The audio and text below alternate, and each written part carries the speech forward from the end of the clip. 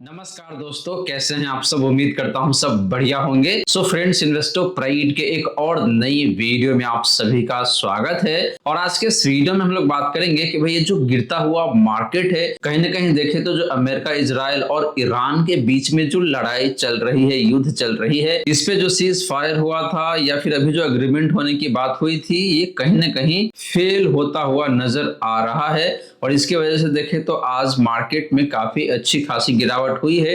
Date है आपका 13 अप्रैल। तो 13 अप्रैल को मार्केट में लगभग 200 निफ्टी की मैं बात कर रहा हूं, 200 पॉइंट गिरा है। तो ठीक ठाक गिरावट दिखने को मिला था।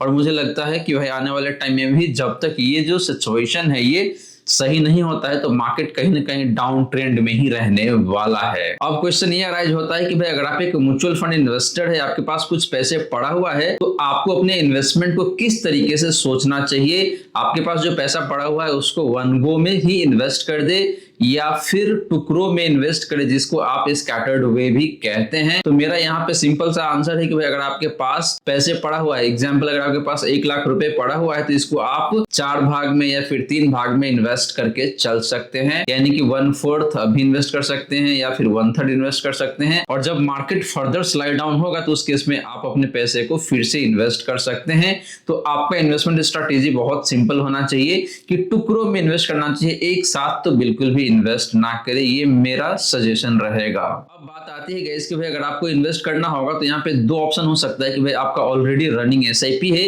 तो आप चाहे तो उस रनिंग एसआईपी को भी टॉप अप कर सकते हैं, या फिर कोई फ्रेश इन्वेस्टमेंट करना चाहते हैं तो उनके लिए कौन कौन से म्यूचुअल फंड्स है जिसमें लमसम के माध्यम से इन्वेस्टमेंट किया जा सकता है। तो आज के इस वीडियो में मैं आपको बताने वाला हूं 4 ऐसे म्यूचुअल फंड्स जो कि इस गिरते हुए मार्केट में लमसम इन्वेस्टमेंट के लिए बेहद ही शानदार साबित हो सकता है। वहीं फ्रेंड्स, अगर आपके मन में कोई डाउट है या फिर कोई क्वेश्चन है with respect to your existing mutual fund portfolio, then आप अपना क्वेश्चन कमेंट सेक्शन में पूछ सकते हैं या फिर आप मुझे व्हाट्सएप भी कर सकते हैं। नंबर कहीं ना कहीं आपको दिख जाएगा स्क्रीन पे, तो उस नंबर पे आप मुझे व्हाट्सएप कर सकते हैं और वहां पे आप मुझे क्वेश्चन पूछ सकते हैं और पोर्टफोलियो भी रिव्यू करवा सकते हैं। पोर्टफोलियो रिव्यू पेड सर्विस होने वाला है। फ्रेंड्स, ये वीडियो अगर आपको सही लगे तो वीडियो को लाइक कर सकते हैं, शेयर कर सकते हैं और आप इस वीडियो को हाइप भी कर सकते हैं। और चैनल पे पहली बार आए हैं, चैनल को सब्सक्राइब नहीं किया हुआ है अभी तक, देन आप इस चैनल को भी सब्सक्राइब कर सकते हैं। सो फ्रेंड्स, जैसे मैंने आपको बताया कि भाई आज के इस वीडियो में हम लोग बात करने वाले हैं कि भाई अगर आपको लमसम इन्वेस्टमेंट करके इस फॉलिंग मार्केट का फायदा उठाना है तो वो 4 कौन कौन से म्यूचुअल फंड्स होने वाला है जिसमें आप लमसम के माध्यम से इन्वेस्ट कर सकते हैं। बट फ्रेंड्स, ध्यान रहे, इन्वेस्ट करने से पहले आपको खुद भी अपना रिसर्च करना चाहिए और जरूरत पड़ने पे you can consult with your financial advisor also. उसके बाद ही डिसीजन ले कि भाई कौन सा फंड्स आपके लिए कितना बेहतर साबित हो सकता है। तो चलिए बात करते हैं कि भाई लार्ज कैप कैटेगरी से वो कौन कौन से 2 म्यूचुअल फंड्स है जो कि इस फॉलिंग मार्केट में लमसम इन्वेस्टमेंट के लिए काफी बेहतर साबित हो सकता है। बात करें लार्ज कैप फंड का तो हम लोग बात करने वाले हैं Nippon India large cap fund का। फिर बात करेंगे दूसरा large cap fund, that is ICICI prudential large cap fund. और इन दोनों फंड्स को कंपेयर करेंगे इसके बेंचमार्क इंडेक्स से। तो पहले बात करते हैं पास्ट परफॉर्मेंस का। तो लास्ट के 1 ईयर में Nippon India large cap fund का जो रिटर्न है फ्रेंड वो 0.89% का है, लगभग 1% के आसपास का रिटर्न है। मार्केट काफी गिर चुका है ऊपर से, लेकिन इसके बावजूद भी इस फंड ने लगभग 1% का पॉजिटिव रिटर्न बना के दिया हुआ है। ICICI prudential large cap fund का जो रिटर्न लास्ट के 1 ईयर का वो 0.21% का है। एंड बेंचमार्क ने इसी टाइम फ्रेम में जो रिटर्न दिया है वो -1.23% का है। तो फ्रेंड्स, जैसे मैंने आपको बताया कि लास्ट के 1 ईयर में या फिर कह लीजिए साल 2026 में मार्केट में काफी तेज गिरावट आई है। इसके बावजूद भी इन दोनों लार्ज कैप फंड्स का जो रिटर्न है ये पॉजिटिव है एंड बेंचमार्क से ज्यादा बेहतर दिखने को मिल रहा है। बात करें निप्पॉन लार्ज कैप फंड का पिछले 3 सालों का रिटर्न का तो वो है 16.39% का, रफली 16.5% के आसपास का रिटर्न है। ICICI prudential large cap fund ने जो रिटर्न दिया है लास्ट के 3 ईयर में वो है 15% के करीब में। एंड बेंचमार्क ने इसी टाइम फ्रेम में जो रिटर्न दिया है दैट रिटर्न इज 12.02% का।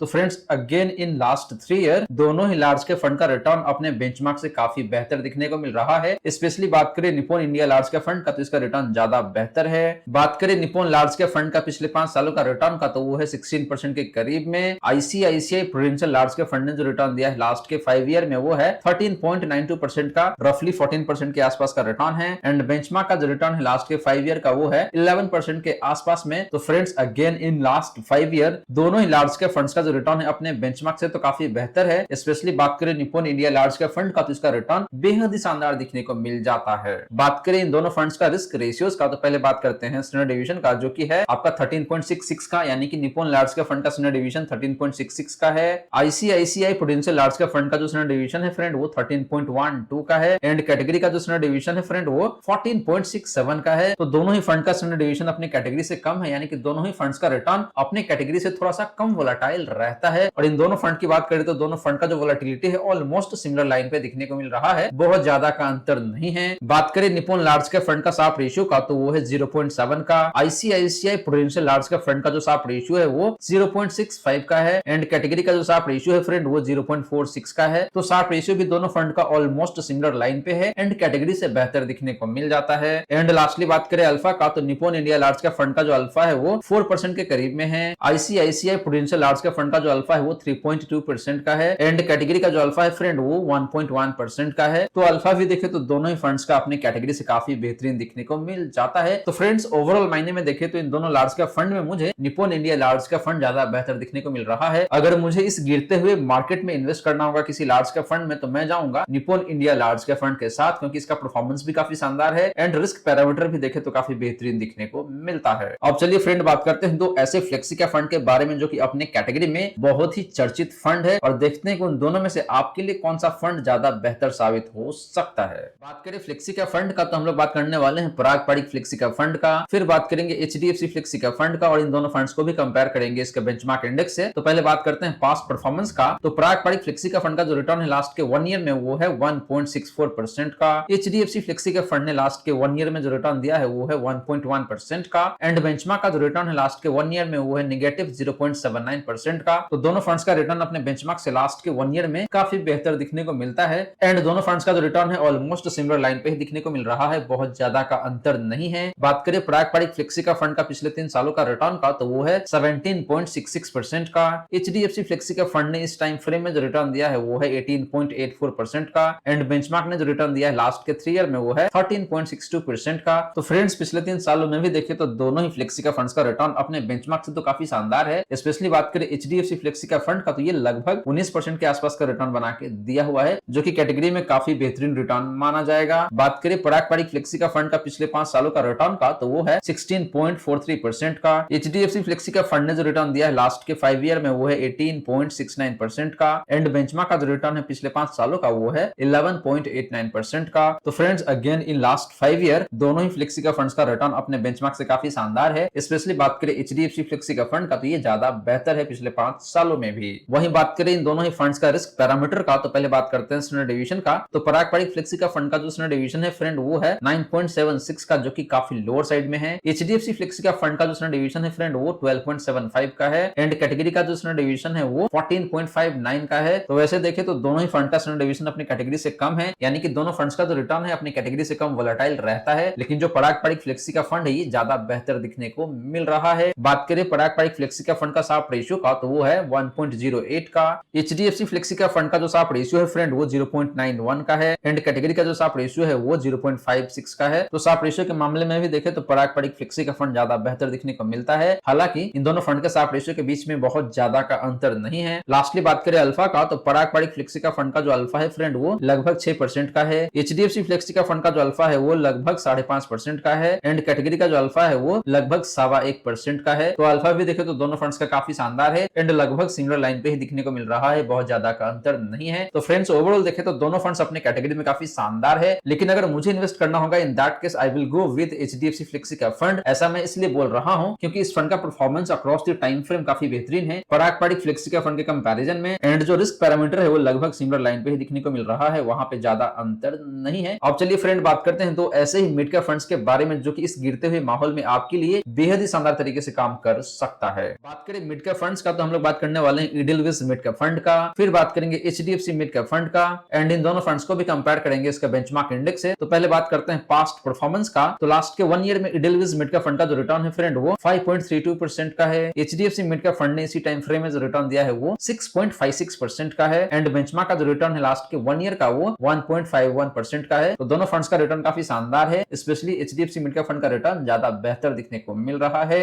बात करें इडेलवेस मिड कैप फंड का पिछले 3 सालों का रिटर्न का, तो वो है 23.88% का, लगभग 24% का रिटर्न है। एचडीएफसी मिड कैप फंड ने जो रिटर्न दिया है पिछले 3 सालों में वो है 23.1% का, एंड बेंचमार्क ने जो रिटर्न दिया है इसी टाइम फ्रेम में वो है 20.35% का। तो पिछले 3 सालों में भी देखें तो दोनों ही मिड कैप फंड्स का रिटर्न अपने बेंचमार्क से बेहतर है। हालांकि जो इडेलवेस मिड कैप फंड है ये ज्यादा बेहतर दिखने को मिलता है। बात करें इडेलवेस मिड कैप फंड का पिछले 5 सालों का रिटर्न का, तो वो है 20.25% का। एचडीएफसी मिड कैप फंड ने इसी टाइम फ्रेम में जो रिटर्न दिया है वो 20.49% का है, एंड बेंचमार्क का जो रिटर्न है पिछले 5 सालों का वो है 16.88% का। तो फ्रेंड्स पिछले 5 सालों में भी देखें तो दोनों ही मिड कैप फंड्स का रिटर्न अपने बेंचमार्क से ज्यादा बेहतर है, एंड दोनों फंड्स का जो रिटर्न है ऑलमोस्ट सिमिलर लाइन पे ही दिखने को मिल रहा है, ज्यादा का अंतर नहीं है। तो परफॉर्मेंस के मामले में देखें तो दोनों ही फंड्स अपने अपने जगह पे काफी शानदार है। बात करें इन दोनों ही फंड्स का रिस्क कंपोनेंट का, तो पहले बात करते हैं स्टैंडर्ड डिवीजन का। तो इडेलवेस मिड कैप फंड का जो स्टैंडर्ड डिवीजन है फ्रेंड वो 16.97 का है। एचडीएफसी मिड कैप फंड का जो स्टैंडर्ड डिवीजन है वो 15.6 का है, एंड कैटेगरी का जो स्टैंडर्ड डिवीजन है फ्रेंड वो 17.14 का है। तो दोनों ही फंड्स का स्टैंडर्ड डिवीजन अपनी कैटेगरी से कम है, यानी कि दोनों फंड्स का जो रिटर्न की वोलेटिलिटी है ये थोड़ा सा कम रहता है कैटेगरी के कंपैरिजन में, लेकिन जो एचडीएफसी मिड कैप फंड है ये ज्यादा बेहतर दिखने को मिलता है। बात करें इडेलवेस मिड कैप फंड का शार्प रेशियो का, तो वो है 0.98 का। एचडीएफसी मिड कैप फंड का जो शार्प रेशियो है फ्रेंड वो 1.01 का है, एंड कैटेगरी का जो शार्प रेशियो है वो 0.76 का है। तो शार्प रेशियो भी देखें तो दोनों फंड्स का ऑलमोस्ट सिमिलर लाइन पे है, एंड कैटेगरी से थोड़ा बेहतर है। लास्टली बात करें अल्फा का, तो इडेलवेस मिड कैप फंड का जो अल्फा है फ्रेंड वो 3.88% का है, लगभग 4% का अल्फा आप कह सकते हैं। एचडीएफसी मिड कैप फंड का जो अल्फा है वो 3.85% का है, एंड कैटेगरी का जो अल्फा है फ्रेंड वो 0.24% का है। तो अल्फा भी देखें तो दोनों ही फंड्स का ऑलमोस्ट सिमिलर लाइन पे ही दिखने को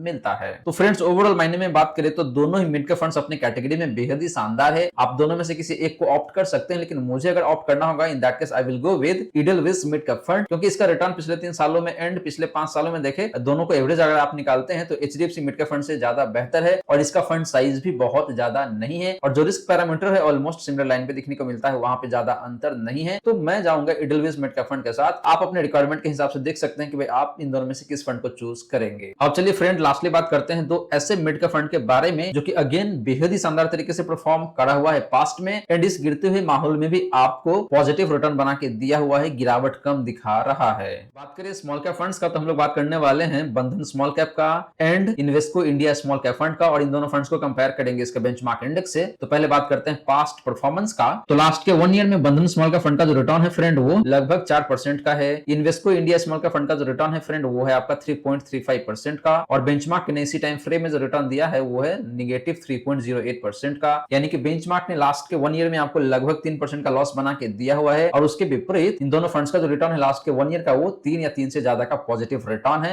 तो ये काफी अच्छी बात है। बात करें बंधन स्मॉल कैप फंड का पिछले 3 सालों का रिटर्न का, तो वो है 29.38% का। Invesco India small cap fund ने इसी टाइम फ्रेम में जो रिटर्न दिया है वो है 22.59% का, एंड बेंचमार्क इंडेक्स ने पिछले 3 सालों में जो रिटर्न दिया है वो है 17.65% का। तो फ्रेंड्स पिछले 3 सालों में बंधन स्मॉल कैप फंड का रिटर्न बेहद ही शानदार है। बात करें पिछले 5 सालों का, तो बंधन स्मॉल कैप फंड का जो रिटर्न है वो है 22.58% का। Invesco India small cap fund ने पिछले 5 सालों में जो रिटर्न दिया है वो है 20.91% का, एंड बेंचमार्क ने इसी टाइम फ्रेम में जो रिटर्न दिया है वो है 15.75% का। तो फ्रेंड्स दोनों ही फंड्स का रिटर्न अपने बेंचमार्क से हर एक टाइम फ्रेम में काफी बेहतरीन दिखने को मिलता है, लेकिन जो बंधन स्मॉल कैप फंड है ये इन दोनों में भी काफी शानदार दिखने को मिलता है। और आपको बता दूं कि दोनों ही फंड्स का जो रेटिंग है वो 5 स्टार रेटेड म्यूचुअल फंड है, तो फंड में कहीं कोई दिक्कत नहीं है, लेकिन कंपैरेटिव टर्म में देखते हैं तो बंधन स्मॉल कैप फंड ज्यादा बेहतर दिखने को मिलता है पास्ट परफॉर्मेंस के आधार पे। बात करें इन दोनों फंड्स का रिस्क पैरामीटर का, तो पहले बात करेंगे स्टैंडर्ड डिवीजन का। तो बंधन स्मॉल कैप फंड का जो स्टैंडर्ड डिवीजन है फ्रेंड वो 19.26 का है। Invesco India small cap fund का जो स्टैंडर्ड डिवीजन है वो 18.31 का है, एंड कैटेगरी का जो स्टैंडर्ड डिवीजन है वो 18.65 का है। तो फ्रेंड्स बंधन स्मॉल कैप फंड देखा जाए तो थोड़ा सा हाई वोलेटाइल रहेगा, क्योंकि इसका स्टैंडर्ड डिवीजन थोड़ा सा ज्यादा है। बात करें बंधन स्मॉल कैप फंड का शार्प रेशियो का, तो वो है 1.07 का। Invesco India small cap fund का जो शार्प रेशियो है वो है 0.85 का, एंड कैटेगरी का जो शार्प रेशियो है फ्रेंड वो है 0.63 का। तो शार्प रेशियो के मामले में देखें तो बंधन small cap fund way better दिखने को मिल रहा है। एंड बात करें अल्फा का, तो बंधन स्मॉल कैप फंड का जो अल्फा है फ्रेंड वो है लगभग 10% का, उससे थोड़ा सा ज्यादा है। Invesco India small cap fund का जो अल्फा है वो है लगभग 6% का, एंड कैटेगरी का जो अल्फा है फ्रेंड वो है आपका लगभग 0.2% का। तो अल्फा के मामले में भी देखें तो दोनों ही स्मॉल कैप फंड्स काफी शानदार है अपने कैटेगरी से, लेकिन बात करें इन दोनों में से एक बेस्ट फंड का, तो वो है आपका बंधन स्मॉल कैप। तो फ्रेंड्स ओवरऑल देखिए तो यहाँ पे जो बंधन स्मॉल कैप फंड है ये काफी बेहतरीन दिखने को मिलता है, क्योंकि इस फंड का जो परफॉर्मेंस है ये भी काफी शानदार है across the time frame, and जो रिस्क पैरामीटर है ये भी काफी बेहतरीन दिखने को मिलता है, एक्सेप्ट स्टैंडर्ड डिवीजन जो कि थोड़ा सा हाईयर साइड में है। सो फ्रेंड्स, ये रही सारी की सारी बातें जो हमने किया आज के इस वीडियो में, और मैंने आपको टोटल 8 म्यूचुअल फंड्स के बारे में बताया है, और out of those 8 mutual funds मैंने आपको अल्टीमेटली 4 फंड्स बताए हैं जो कि इस फॉलिंग मार्केट में लमसम इन्वेस्टमेंट के लिए काफी बेहतरीन तरीके से काम कर सकता है। बट गाइस ध्यान रहे, जैसे मैंने आपको इनिशियली बताया है कि भाई इन्वेस्टमेंट करने से पहले आपको खुद भी रिसर्च करना है, एंड जरूरत पड़ने पे you can consult with your financial advisor also. उसके बाद ही आप डिसीजन ले कि भाई कौन से फंड्स आपके लिए कितना बेहतर साबित हो सकता है आपके रिक्वायरमेंट के अकॉर्डिंग। सो फ्रेंड्स, आशा करता हूं जितनी भी बातें मैंने बताने की कोशिश किया है सारी की सारी बातें आपको समझ में आ गया होगा। मन में अगर कोई डाउट है या फिर कोई क्वेश्चन है तो आप अपना क्वेश्चन कमेंट सेक्शन में पूछ सकते हैं। वीडियो सही लगा हो तो वीडियो को लाइक भी कर सकते हैं, शेयर भी कर सकते हैं, और आप इस वीडियो को हाइप भी कर सकते हैं। एंड चैनल को आपने अभी तक सब्सक्राइब नहीं किया हुआ है देन चैनल को सब्सक्राइब कर लीजिएगा, और नोटिफिकेशन बेल ऑन करके ऑल पे क्लिक कर लीजिएगा, ताकि जब भी इस चैनल पे वीडियो लेके आऊंगा सारे ही वीडियो का नोटिफिकेशन आपको मिलता रहेगा।